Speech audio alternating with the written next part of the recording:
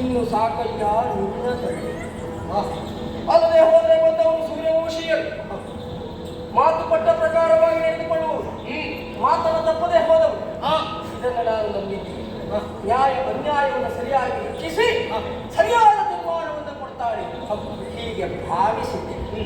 ಆದರೆ ಕಣ್ಣಾರೆ ಕಂಡರು ಪರಾಮರಿಸಿ ನೋಡು ಎನ್ನುವ ಹಾಗೆ ಬೆಟ್ಟದ ತುದಿಯಲ್ಲಿ ಆ ಮೋಡವು ಹೊಗೆಯಂತೆ ಭಾಸವಾಗುವ ಹಾಗೆ ನಿನ್ನ ಬಣ್ಣದ ಮಾತುಗಳನ್ನು ನಾನು ನಂಬಿ ಬಿಟ್ಟಲ್ಲ ಪುಣ್ಯಾತ್ಮ.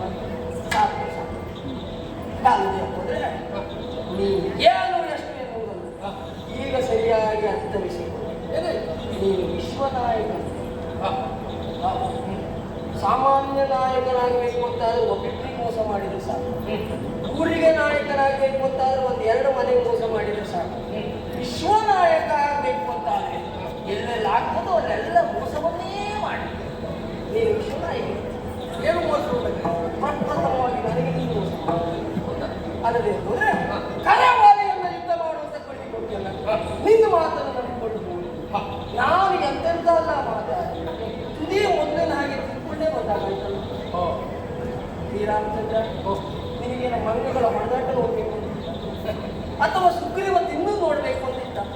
ಒಂದು ವೇಳೆ ಅದೇ ನಿನ್ನ ಆಸೆ ಇತ್ತು ಅಂತ ಯಾಕೆ ನಾನು ನದಿವರೆಗೆ ಕುರಿತು ಕಳಿಸಿದ್ದೀನಿ, ಯಾಕೆ ನಾ ಹಾಕಿ ಕೂಗುವಾಗ ಮಾಡಿದ್ಯ, ಇಲ್ಲೇ ಹೋಗೋದಿಲ್ಲ ಒಂದು ಮತ್ತು ಹೊಡೆದಾಗ ಮಾಡ್ತಿದ್ದ, ನಾನು ತಿನ್ನಾಗ ಮಾಡ್ತಿದ್ದೆ, ನಿನಗೆ ಆಗಲ್ಲ. ಅದು ಬಿಟ್ಟು ನಾನು ಹೋಗಿ ಅಂದ್ರೆ ತಿನ್ನುವ ಹಾಗೆ ಮಾಡ್ತೇನೆ. ಹಾಗೋ ಇನ್ನು ಮುಂದೆ ಇನ್ನು ವಂಶೀಯರು ಅಂತಲ್ಲ ಮನುಷ್ಯ ಚಾತನೆ ನಾನು ಹೋಗಿಲ್ಲ. ಸಾಕೋ ಸಾಕು. ಏನು ಮಂಗಗಳ ಹೊಡೆದಾಟವನ್ನು ನೋಡಿ ಸಂತೋಷ ಪಡುವ ನಾನು ಹೌದು ಗೊತ್ತಾಗ್ತದೆ. ನಾನು ನಿಮ್ಮ ದಾರಿನಿಂದ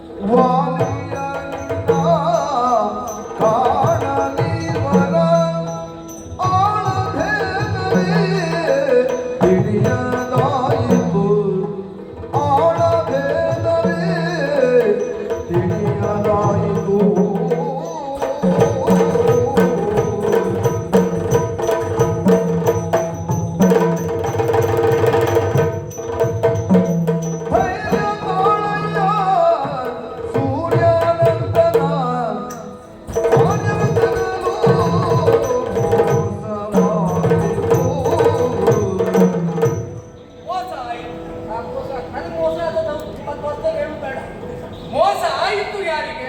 ನನಗೆ. ಅಲ್ಲ ಮತ್ತೆ ಮೋಸ ನನಗಾಯಿತು. ಮಾಡುವುದೆಲ್ಲ ಮಾಡ್ಕೊಂಡು ಏನೂ ಗೊತ್ತಿಲ್ಲ ಅಂತ ಹೇಳುವುದಾಗಿದೆ. ಕೂಡ ತಿನ್ನುವುದಕ್ಕೆ ನೀನೇ ಕಾರಣ. ಈಗ ನಿಮ್ಮತ್ತು ಮೋಸ ಆಯ್ತು ಅಂತ ಹೇಳಿದೆ. ಅಯೋಧ್ಯೆಯ ಭೂಪಾಲದ ಮಗನಾಗಿ ಮಾತನ್ನು ನಾನು ತಪ್ಪಿದೆ ಎನ್ನುವ ಹಾಗೆ ಆಕ್ಷೇಪ ಮಾಡುವುದಕ್ಕೆ ಮುಂದಾಗಿದೆ. ಹೌದು ಇಲ್ಲ, ಆಲೋಚನೆ ಮಾಡಿ ನೋಡಿ. ನಮ್ಮ ವಂಶದವರು ಎಂತೆಂಥವರು ಇದ್ದಾರೆ ಎನ್ನುವ ಹಾಗೆ ಅಂತವರ ಆದರ್ಶದಲ್ಲಿಯೇ ಬದುಕಿ ಬಂದವ ರಾಮ ಎನ್ನುವುದನ್ನು ಯಾವ ಕ್ಷಣಕ್ಕೂ ನೀನು ಮರಿಬೇಡ. ಅದು ಹಾಗೆ ಹೇಳಲಿಕ್ಕಾಗುವುದಿಲ್ಲ. ಕೆಲವರೆಲ್ಲ ಬಹಳ ಶ್ರಮ ಪಟ್ಟು ಒಳ್ಳೊಳ್ಳೆ ರೀತಿ ಹೆಸರು ಮಾಡಿಬಿಡ್ತಾರೆ. ಕೊನೆಗೆ ಬಂದವರಿಗೆ ಸಮಸ್ಯೆ ಆಗ್ತದೆ. ಎಲ್ಲ ರೀತಿ ದೊಡ್ಡ ದೊಡ್ಡ ಹೆಸರು ಈಗಾಗಲೇ ಮಾಡಿ ಹೋಗಿದ್ದಾರೆ. ನಾ ಎಂತ ಮಾಡಿ ಹೆಸರು ಮಾಡುವುದು ಅಂತ ಒಳ್ಳೆದು ಯಾವುದು ದಾರಿ ಕಾಣದೆ ಹೋದಾಗ ಸಿಕ್ಕ ದಾರಿಯೇ ಹೆಸರು ಮಾಡೋ ದಾರಿ ಅಂತಂದ್ರೆ ಮಾಡುವುದು ಮುಂದುವರ್ತಿರ್ತಾರೆ. ಬಹುಶಃ ನಿಮ್ಮ ಪರಿಸ್ಥಿತಿ ಹಾಗೆ ಆಯ್ತಾ ಹೇಳಿ. ಏನು ಪ್ರಪಂಚದಲ್ಲಿ ವ್ಯಕ್ತಿಯೊಬ್ಬ ಕಾಣಿಸಿಕೊಳ್ಳಬೇಕು ಅಂತಾದ್ರೆ ಎರಡು ದಾರಿ. ಒಂದು ಕುಕೃತ್ಯದ ದಾರಿ, ಒಂದು ಸದ್ಧರ್ಮದ ದಾರಿ. ಕುಕೃತ್ಯದ ದಾರಿಯನ್ನು ಒಬ್ಬ ಎಸೆತಾನೆ ಅಂತಾದ್ರೆ ಕ್ಷಣ ಮಾತ್ರದಲ್ಲಿ ಅವರಿಗೆ ಹೆಸರು ಬರ್ತದೆ. ಅದು ಶಾಶ್ವತವಾಗಿ ಪ್ರಪಂಚದಲ್ಲಿ ಉಳಿಯುವುದಿಲ್ಲ. ಸದ್ಧರ್ಮದಲ್ಲಿ ನಡೆದವರ ಕಾರ್ಯ ಶಾಶ್ವತವಾಗಿ ಅದು ಉಳಿಸಿಕೊಳ್ಳುವಲ್ಲಿ ನಾವು ಪ್ರಯತ್ನ ಪಟ್ಟ ಅಂತಾದ್ರೆ, ಅದೇ ದಾರಿಯಲ್ಲಿ ನಡೆದ ಅಂತಾದ್ರೆ ಅವನ ಹೆಸರು ಎನ್ನುವುದು ಶಾಶ್ವತವಾಗಿ ಚಿರಸ್ಥಾಯಿಯಾಗಿ ಪ್ರಪಂಚದಲ್ಲಿ ಉಳಿತಾರೆ. ವಿಶ್ವನಾಯಕರೆಲ್ಲ ಮಾತಾಡೋದು ಹೀಗೆ ಅಂತ ನಾನು ಕೇಳಿದ್ದೇನೆ. ಹೌದಪ್ಪ, ನಿನಗೆ ಅನುಭವ ಹೆಚ್ಚಾಗಿದೆ. ಇವತ್ತು ಏನಾಗಿದೆ, ಸಮಸ್ಯೆ ಪರಿಹಾರ ಮಾಡ್ಕೊಳ್ಳಿಕ್ಕೆ ಮಾತ್ರ ದಾರಿ ಕಾಣ್ತಾ ಇದೆ. ಯಾಕಂದ್ರೆ ನಾವಿದ್ದೇವೆ, ನಿಮ್ಮೊಟ್ಟಿಗೆ ನಾವಿದ್ದೇವೆ, ನಿಮ್ಮೆಲ್ಲ ಕಷ್ಟ ನಷ್ಟಗಳನ್ನು ನಾವಿದ್ದೇವೆ ಅಂತ ಒಂದು ಭಾಷಣ ಮಾಡುದು. ಆ ಮಾತನ್ನೇ ಸತ್ಯ ಅಂತ ಇವರು ಹೆಂಡತಿ ಮಕ್ಕಳೆಲ್ಲ ಬಿಟ್ಕೊಂಡು ಅವರೊಟ್ಟಿ ತಿರುಗಾಟ ಮಾಡಿ ಅವ್ರಿಗೆ ಇಲ್ಲಿ ಜೀವ ಕೊಡುದು. ಆಮೇಲೆ ಇವರು ಹೆಂಡತಿ ಮಕ್ಕಳ ಗತಿ ನಾಳೆ ಮತ್ತೇನೋ ಆಗಿ ಹೋಗ್ತದೆ ಬಿಟ್ರೆ ಯಾವ ನಾಯಕರು ಬರುತ್ತಿಲ್ಲ. ಪ್ರತಿಭಟನೆಗೆ ಒಬ್ಬ ಇಳಿತಾನೆ ಅಂತ, ಪ್ರತಿಭಟಿಸುವಲ್ಲಿ ಒಬ್ಬ ನಿಲ್ತಾನೆ ಅಂತ, ಅದರ ಪೂರ್ವಾಪರವನ್ನು ಸಂಪೂರ್ಣವಾಗಿ ತಿಳಿದಿರಬೇಕು. ಆಮೇಲೆ ಇನ್ನೊಬ್ಬ ಯಾರಾದ್ರೂ ಪ್ರಶ್ನಿಸಿದ ಅಂತಾದ್ರೆ ಅದಕ್ಕೆ ಉತ್ತರ ಕೊಡ್ಲಿಕ್ಕಾಗದೆ ನೆಲನೋಟಕರಾಗಿ ನಿಲ್ತಾನೆ ಅಂತಾದ್ರೆ ಅವರಿಗೆ ಆಮೇಲೆ ಪೆಟ್ಟೆ ಬೀರುವುದು ಬಿಟ್ಟು ಮತ್ತಿನ್ನೇನು ದೇವರೇ. ಆದ್ರೆ ಇವತ್ತು ನೀನಾಡಿದ ಈ ಪ್ರಪಂಚದಲ್ಲಿ ದಿವಸದಿಂದ ದಿವಸಕ್ಕೆ ನಾಯಕರ ಸಂಖ್ಯೆ ಹೆಚ್ಚಾಗ್ತಾ ಉಂಟು ಎನ್ನುವುದರ ಅರ್ಥವೇ ಹಿಂದೆ ಮುಂದೆ ನೋಡದೆ ನಾಯಕತ್ವವನ್ನು ಒಪ್ಪಿಕೊಡ್ತಾ ಇದ್ದಾರೆ ಅಂದ್ರೆ ಸಮಸ್ಯೆ ಆಗ್ತದೆ. ಈಗ ನೀನೊಬ್ಬ ನಾಯಕನಾಗಬೇಕೆನ್ನುವ ಸಲುವಾಗಿ ಹೋರಾಟಕ್ಕಿಳಿದವ ನಾನು ಹೌದು. ನಿನಗೆ ನ್ಯಾಯವನ್ನು ಕೊಡಿಸಬೇಕೆನ್ನುವ ಸುಖವಾಗಿ ಮುನ್ನಡೆದವ ನಾನು ಹೌದು. ಅದಕ್ಕಾಗಿ ನೀನು ಮುಂದಿಡಿ, ನಾನು ಹಿಂದಿನಿಂದ ಇರ್ತೇನೆ ಅಂತ ಹೇಳಿದೆ. ಆದ್ರೆ ನಿನ್ನ ಕೈ ಬಿಟ್ಟು ನಾನು ಹೋಗ್ತೇನೆ ಅಂತ ನೀ ಹಿಂದಿದ್ದ ಪುಣ್ಯಾತ್ಮನ ಅಷ್ಟೆಲ್ಲ ಹಾರಿತು. ನಾನು ತಪ್ಪು ಮಾಡಲಿಲ್ಲ ಅಂತ ಹೇಳಿದ್ದಕ್ಕಾಗಿ ಏನ್ ಮಾಡೋಣ ಹೇಳು. ಅವಸರವಾಗಿ ನೀನು ಅವರನ್ನು ಕರೆದದ್ದು ಹೋಗು, ಹೋರಾಟ ಕಣಕ್ಕಿಳಿದದ್ದು ಹೋಗು, ಇಬ್ಬರ ಹೋರಾಟ ನಡೆದದ್ದು ಹೋಗು. ನಿಮ್ಮಿಬ್ಬರ ಹೋರಾಟವನ್ನು ಕಂಡು ನನಗೆ ನಾನು ಪೆಟ್ಟಿನ ಮೇಲೆ ಅದನ್ನು ನೋಡಿ ಸಂತೋಷ ಪಟ್ಟು ಹೋಗುವುದಾಗಿ ತಿರುಗಿ ಹೋಗ್ತಾ ಇದ್ದೇನೆ.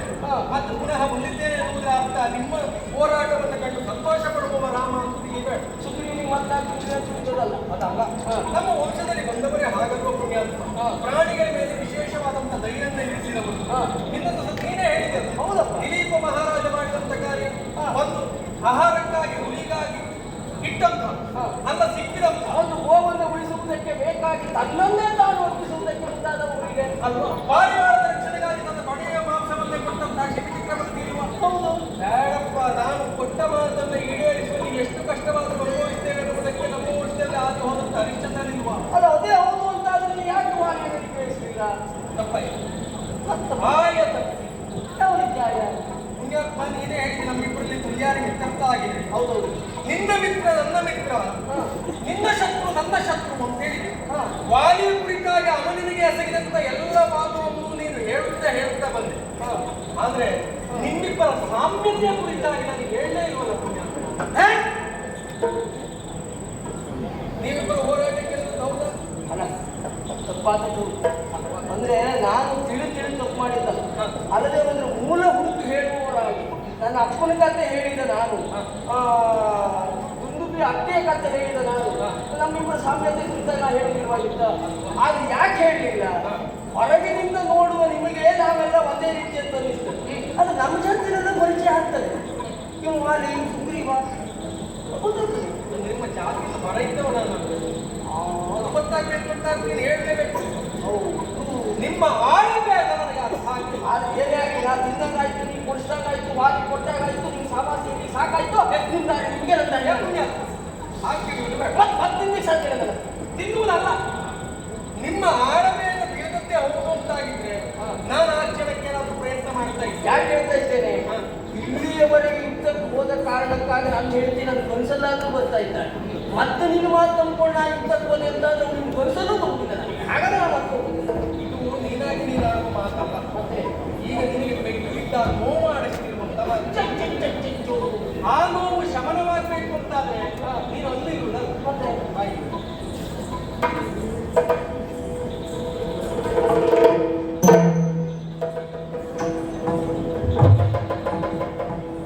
ಈಗ ಒಯ್ಯಲೆಂತ ಉಂಟು ಯಾಕೆ? ಅಥವಾ ಒಪ್ಪುಗೆಯಿಂದ ಸರಿಯಾಗುವುದು ಅಂತ ಪ್ರತಿನಿತ್ಯವೂ ನಾನು ಹೋಗುವಂತ ಒಪ್ಪಿಕೊಂಡಿದ್ದೆ ವಾಲಿ ಒಟ್ಟಿಗೆ ಇದ್ದವು. ಹಾಗೆ ಎಲ್ಲಿಯೂ ತಪ್ಪಿ ನಡೆದವನಲ್ಲ. ಅಪ್ಪಿದ್ರೆಲ್ಲ ನೋವು ಹೋಗುದಿಲ್ಲ, ರಾಮನನ್ನು ಅಪ್ಪಿದ್ರೆ ಮಾತ್ರ ನೋವು ಹೋಗ್ತದೆ. ಆದ್ರೆ ಇದು ಇನ್ನು ಭೇದವಾಗಬಾರ್ದು, ಗೊತ್ತಾಗಬಾರ್ದು ಅಂತಾದ್ರೆ, ನಿಮ್ಮಲ್ಲಿ ಭೇದ ಕಾಣಬೇಕು ಅಂತಾದ್ರೆ ಹಾಗೆ ಏನು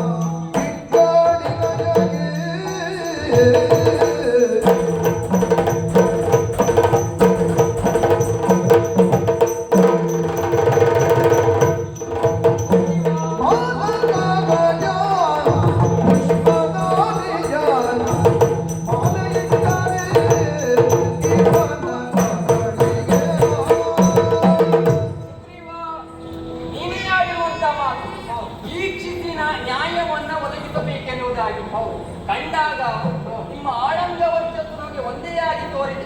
ಅದೇ ರೀತಿ ಹೋರಾಟ ಮಾಡೋದು ಎಷ್ಟೇ ಸುತ್ತಾಗಿರೋದು ನಿಮ್ಮಲ್ಲಿ ಭೇದ ಕಾಣಲಿಕ್ಕೆ ಆಗಲೇ ಅಲ್ಲ, ನೀವು ಒಂದ್ ವೇಳೆ ಆಗೋದು ಗೊತ್ತಾಗಲಿಲ್ಲ ಅಂತ ಆದ್ರೆ ಕೊನೆಗಾದ್ರೂ ನೀವು ಗೊತ್ತು ಮಾಡ್ಕೊಳ್ಬೇಕಿತ್ತಲ್ಲ. ಯಾವಾಗ? ಯಾಕಂದ್ರೆ ಇಲ್ಲಿವರೆಗೆ ಆದದ್ದು ಹೇಗೆ, ವಾಲಿ ಹೊಡೆಯುವ ಸುಗ್ರೀವ ತಿನ್ನು, ಒಬ್ಬ ಹೊಡಿತಾ ಇದ್ದಾನೆ ಮತ್ತೊಬ್ಬ ತಿಂತಾ ಇದ್ದಾನೆ ಎಂಬಲ್ಲಿಗೆ ವಾಲಿ ಹೊಡೆಯುವ ಸುಗ್ರೀವ ತಿಂತಾ ಇದ್ದಾನೆ ನೀವು ಅರ್ಥ ಮಾಡ್ಕೊಳ್ಬೇಕಿತ್ತಲ್ಲ. ತೋಳ್ಬಲದಲ್ಲಿ ನೀನು ಮುಂದಾಗಿ ನಿಂತು ಇಷ್ಟು ದಿವಸ ಅದು ಸಾಧ್ಯವಾಗದೆ ಹೋಗಿ ಸುಗ್ರೀವನಿಗೆ ಇವತ್ತಿಗೆ ಬರೀ ತೋಳ್ಬಲ ಅಷ್ಟೇ ಅಲ್ಲ, ರಾಮನೆಂಬ ನೈತಿಕ ಬಲ ಇರುವುದರಿಂದ ಕಾರಣದಿಂದಾಗಿ ಇವತ್ತು ಹೋರಾಟ ಕಣಕ್ಕೆ ಇಳಿದಂತ ನೀನು ವಾಲಿಯನ್ನ ಯಾಕೆ ಬಡಿದಿರಬಾರದು ಆಗ ನಾನು ಅರ್ಥೈಸಿಕೊಂಡಿದ್ದೆ. ಬೇಡ, ಬದುಕು ಮುಂದುವರಿದು. ಆಮೇಲೆ ಒಬ್ಬ ಬಿದ್ದುಕೊಂಡಿದ್ದಾನೆ, ಮತ್ತೊಬ್ಬ ತಿರುಗಿ ಕಿಷ್ಕಿಂದ ಅಂತಃಪುರದತ್ತ ಸಾಗ್ತಾ ಇದ್ದಾನೆ. ಹಾಗಾದ್ರೂ ತಿಳ್ಕೊಳ್ಬೇಕಿತ್ತಲ್ಲ, ಒಟ್ಟಾರೆ ಇವತ್ತು ಸುಗ್ರೀವನೇ ತಿಂದಿದ್ದಾನೆ, ವಾಲಿಯೇ ಕೊಟ್ಟಿದ್ದಾನೆ, ಬೇಗ ಅಂತಃಪುರ ಕೊಡ್ತಾ ಇದ್ದಾನೆ ಅಂತ. ಆಗ ಆಲೋಚಿಸಲು ಮೊದಲಾಗಿ ನಾನು ಹೀಗೆ ಆಲೋಚನೆ ಮಾಡಿದ್ದೆ. ಹಾಗೆ ಎಲ್ಲಿಯಾದರೂ ಹೋರಾಟಕ್ಕೆ ಇಳಿಯುವ ಮೊದಲಾಗಿ ನೀನು ಹೇಳಿದ್ದೇನೆ, ನನ್ನ ಹೆಂಡತಿ ಉಮೆಯನ್ನು ಬಿಡಿಸಿಕೊಡಬೇಕು. ಹೌದೌದು ಅಲ್ವಾ? ಇವತ್ತು ಹೇಗಾದ್ರೂ ವಾಲಿಯನ್ನು ನಾನು ಹೋರಾಟದಲ್ಲಿ ಕೆಳಗಿದ್ದೇನೆ, ಅವನನ್ನು ಸೋಲಿಸಿದ್ದೇನೆ. ಹೆಂಡತಿ ಉಮೆಯನ್ನು ಕರ್ಕೊಂಡು ಬರಬೇಕು ಅಂತ ಆ ಕಡೆ ಹೋದೆ ಅಂತ ಭಾವಿಸಿದೆ. ಯಾಕೆಂದ್ರೆ ಎಷ್ಟೋ ವರ್ಷಗಳ ದಾಂಪತ್ಯದ ವಿರಹ ವೇದನೆ, ವಿರಹದಲ್ಲಿ ನಿಮಗೆ ಅರ್ಥ ಆಗ್ತದೆ. ಎಲ್ಲದಕ್ಕೂ ಮೊದಲು ಹೆಂಡತಿಯನ್ನು ಕರ್ಕೊಂಡು ಬಂದಿರುವಂತ ನೀವು ಹೋಗ್ಬಿಟ್ಟಾಗಿರ್ಬೋದಿಲ್ಲ. ಅಲ್ಲ, ನಾನು ಬೇಕಾದ ಹಾಗೆ ಮಾಡ್ತಿದ್ದೆ, ಅದು ಏನ್ ಮಾಡ್ಬೇಕು?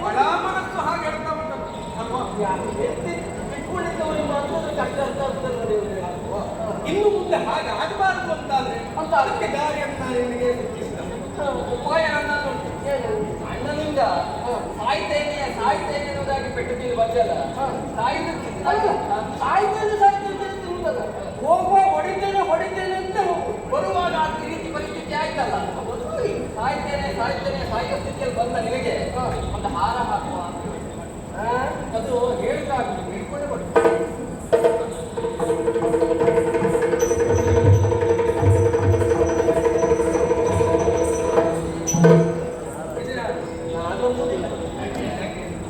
ನಮ್ಮ ಜಾತಿಯಲ್ಲಿ ಆಕ್ರಮ ಇಲ್ಲ, ನಿಮ್ಮ ಜಾತಿಯಲ್ಲಿ ಆಕ್ರಮ ಉಂಟು. ಬಲಿ ಕೊಡುವಾಗ ಪ್ರಾಣಿ ಒಂದು ಕೆಂಪು ಹಾರ ಹಾಕ್ಕೊಂಡು, ಯಾಕಂದ್ರೆ ಹಿಂದಿನ ಬಾರಿ ಹೋದ ನಾವು ಬಲ್ಕೊಂಡು ಬಂದಿದ್ದೇನೆ, ಯಾಕೆ ಹಾರ ಹಾಕೊಂಡು ಹೋಗಿ ಈ ಬಾರಿ ಬಲಿ ಕೊಡ್ಲೇಬೇಕು ಅಂತ ಹೊರಟೆ ಹೇಗೆ ಅಣ್ಣ ಅದೇ ಹೌದು ಅಂತಾದ್ರೆ ಬಣ್ಣ ಇದಲ್ಲ ಯಾರು ಭವಿಷ್ಯಕ್ಕೆ ಮಾನವನಿಗಳು ಜಾತಿ ಬಲಿ ಕೊಡುವಾಗ ಬಣ್ಣ ಏನು ಅದನ್ನು ಬದಲಾವಣೆ ಮಾಡ್ತೇವೆ ಅಲ್ವಾ? ಅದಲ್ಲ, ಇದು ವಿಶೇಷವಾಗಿ ಗಜಪುಷ್ಪ ಅಲ್ಲ ನಾಗಪುಷ್ಪ ಅಂತ ಕರೀತಾರೆ. ಗೊತ್ತುಂಟು, ನಮ್ಮ ಕಾಡಿನಲ್ಲಿ ಬೇಕಾದಷ್ಟು ಸಿಗ್ತದೆ ಅದು. ಇದು ಅಯೋಧ್ಯಂತದಲ್ಲ, ನಾವು ಮೂಸೆ ಬಿಡ್ತೇವೆ ಅದನ್ನು ಆಘ್ರಾಣಿಸಿದ್ರೆ ಏನು ಅಂತ ಗೊತ್ತಿಲ್ಲ. ವಿಶೇಷವಾದಂಥ ಚೈತನ್ಯ ಎನ್ನುವುದು ಬರ್ತದೆ, ಹೊಸದಾದಂಥ ಉತ್ಸಾಹ ಎನ್ನುವುದು ಬರ್ತದೆ. ಇದನ್ನು ನೀನು ಧರಿಸಿದ್ರೆ ಅರ್ಥ ಆಗ್ತದೆ.